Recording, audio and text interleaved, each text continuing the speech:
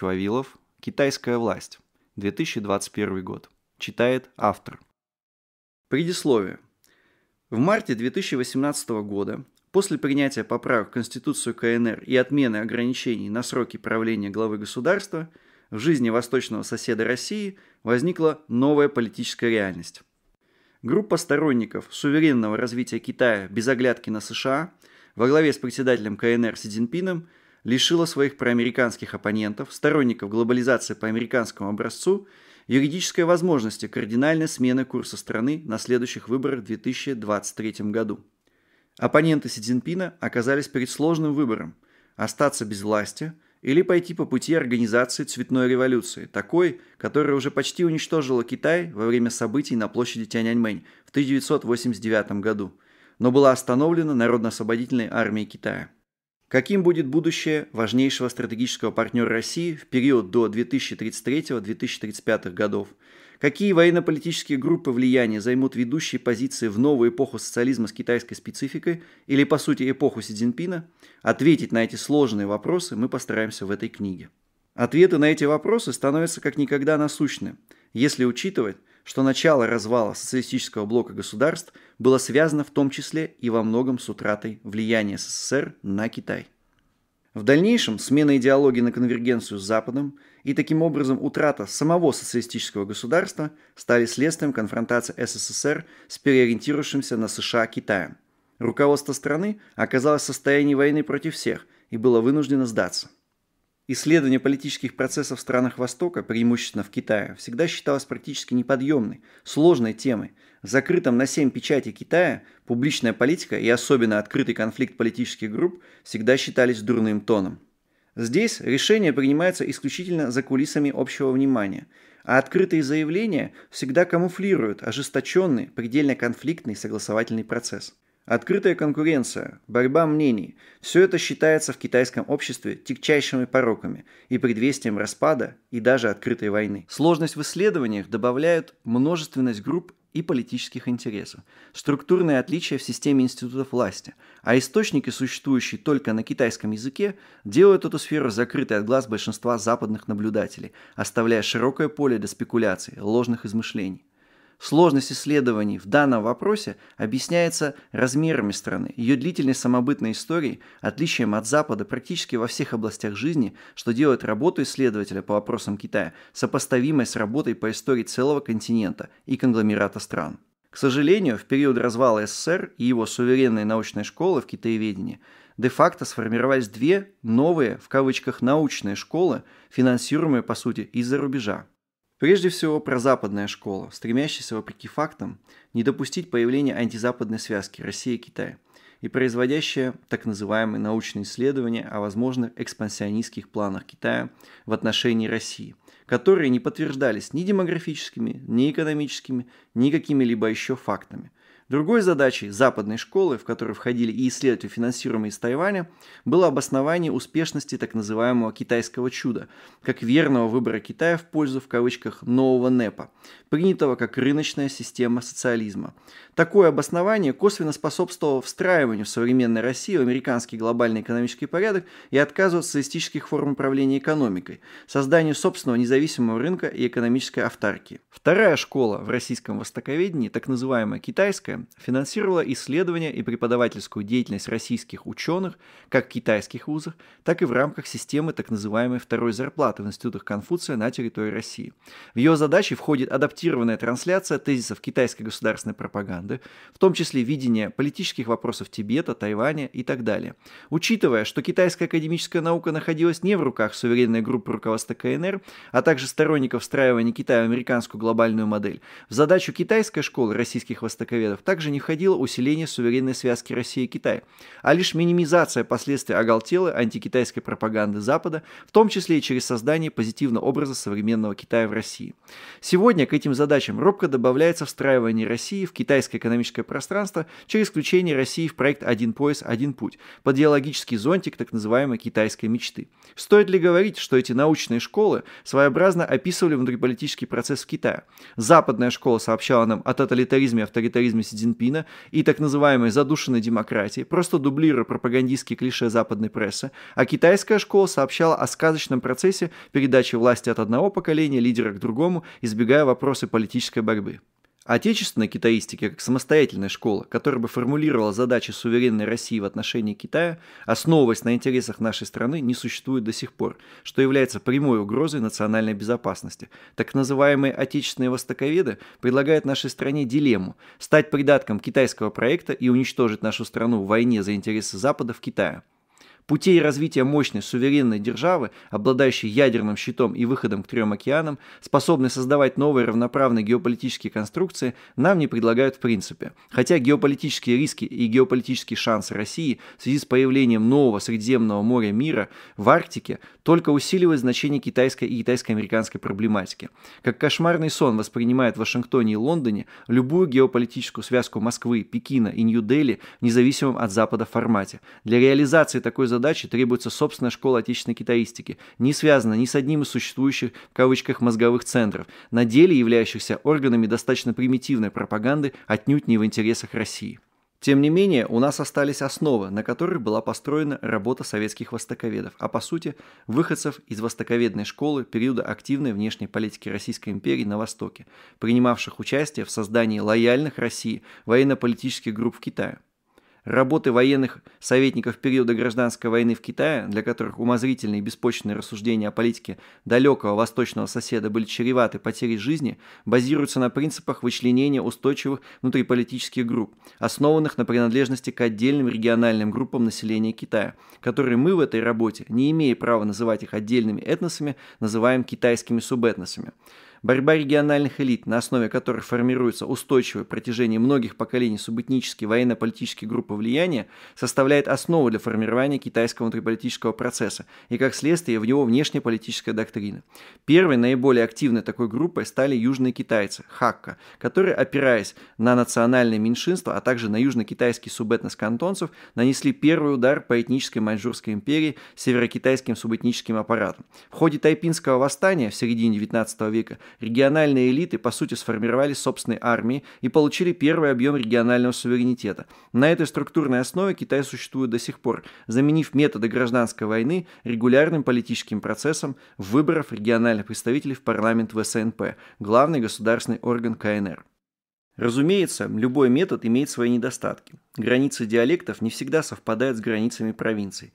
Внутри провинций, как, например, провинции Гуандун и Шаньдун, есть серьезные диалектные отличия и противоречия между мощными субэтническими группами. Помимо этого, групповые интересы есть и в рамках университетской, ведомственной среды. Личные взаимоотношения и симпатии также играют роль в создании политических групп. Однако, если речь идет о выделении политических групп на длительных исторических периодах, субэтнический принцип на основе общности языка играет основную роль. Общее место происхождения используется и китайскими исследователями и в целом является признанным способом установления возможных связей отдельного руководителя с той или иной группой. В первую очередь, этот способ используется самими китайцами в любом коллективе и организации.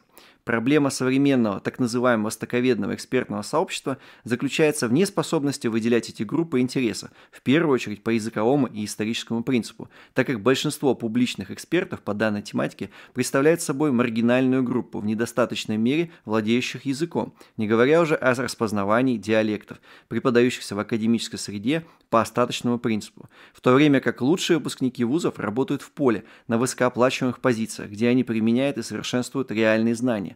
Не вызывает сомнения, что китаеведение должно преодолеть свой прежний статус экзотической науки со спекулирующей на экзотике маргинальными экспертами, не бывавшими в море, но советующими капитану, как управлять кораблем.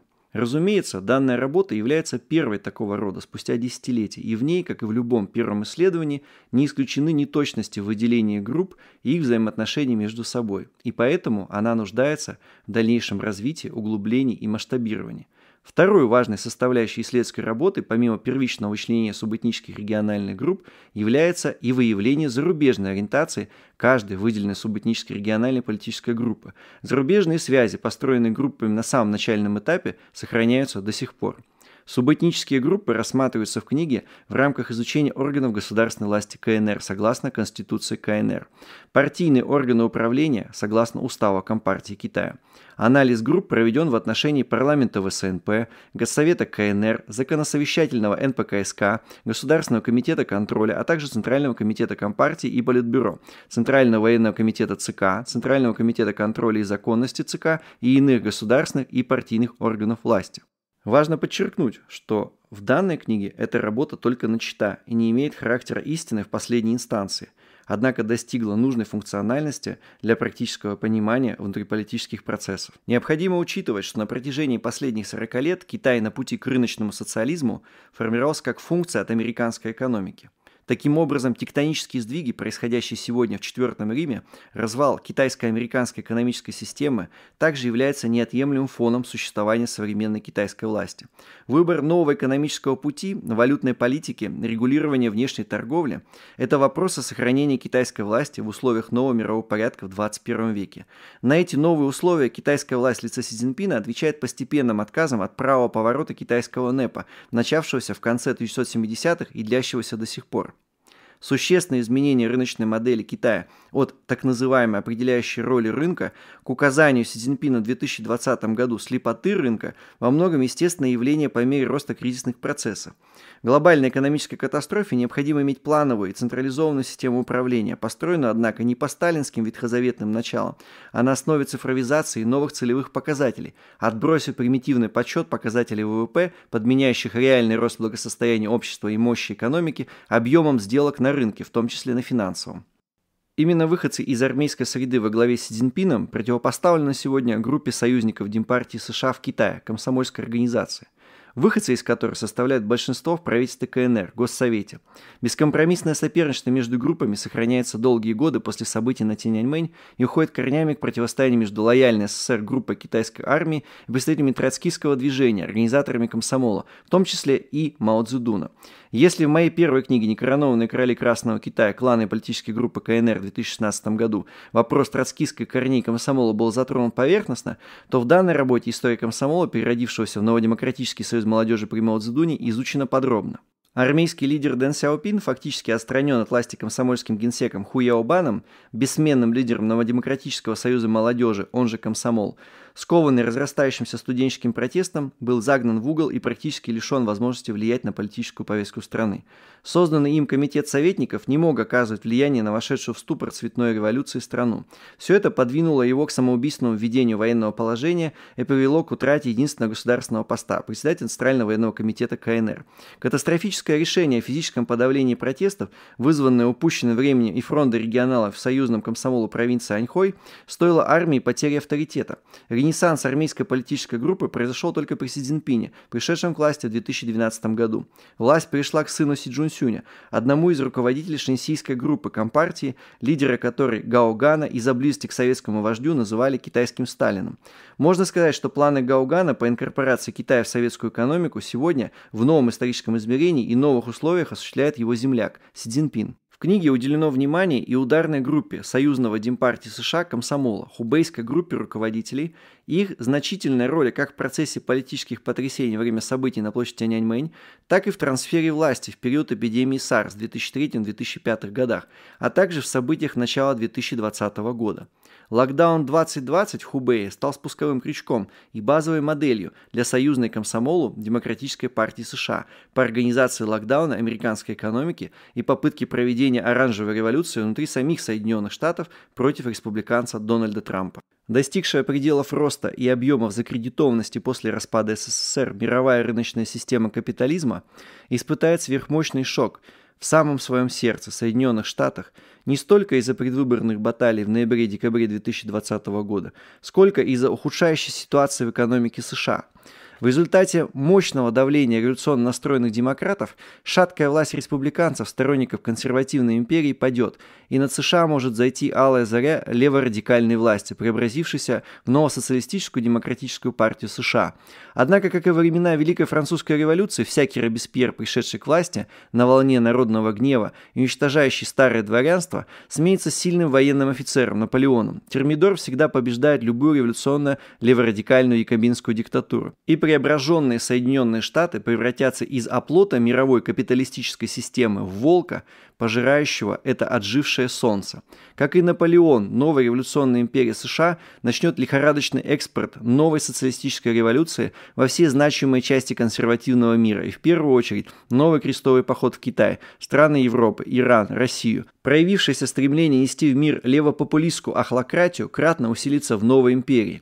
Глобальное переформатирование сметет весь существующий порядок в течение ближайших нескольких лет, а традиционные государства будут поставлены перед выбором создания антиамериканского содружества, чтобы, пережив свой 1812 год, войти в революционный Париж спустя несколько лет. Ближайшие как минимум 4 года США и их мощных союзников Китая, России и Европе ждут времена неопределенности и переформатирования, учитывая также возросшее влияние индийской партии в политике США.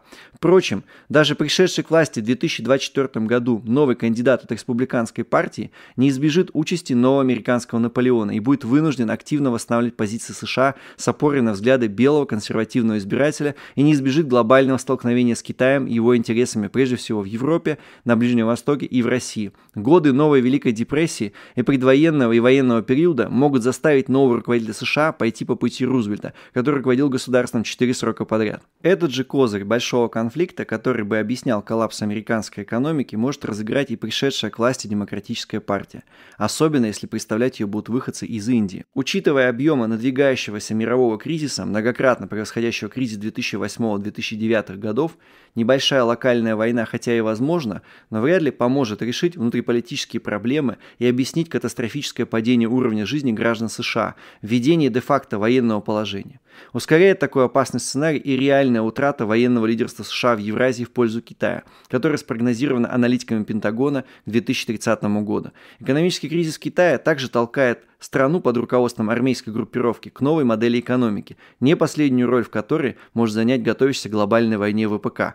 Все эти факторы делают столкновение США и Китая до 2035 года неминуемым, а усиление действия этих факторов приближает неизбежное. Китайская военная элита готовится принять вызов глобального землетрясения в новую эпоху социализма с китайской спецификой, с навязанным не США, а самим временем глобальным столкновением, как за пределами Китая, так и в самом его центре. Учитывая то, что поддержка проармейской комсомольских групп в Китае сконцентрирована по отдельным регионам, речь скорее будет вестись о выборе между гибридной оранжевой революцией и сменой режима и гибридной гражданской войной. При этом нарастание внутреннего напряжения в Китае не помешает росту его военной активности за его пределами. Такой период внутренней борьбы и внешней активности страна уже переживала 60 лет назад. Избежать этих двух огней, цветной революции и гражданской войны, при этом выиграть конкуренцию с США в индотихоокеанском пространстве, то есть достигнуть первого базового условия для достижения мирового господства, задача лидера Китая. Да и задача российско-китайского взаимодействия на ближайшие годы. Ведь именно спокойный Восток дает долгожданный простор действий на Западе. С глубоким уважением и чувством благодарности ко всем, кто поддерживает мою работу, моим читателям. Николай Вавилов, октябрь 2019, октябрь 2020 года. Санкт-Петербург.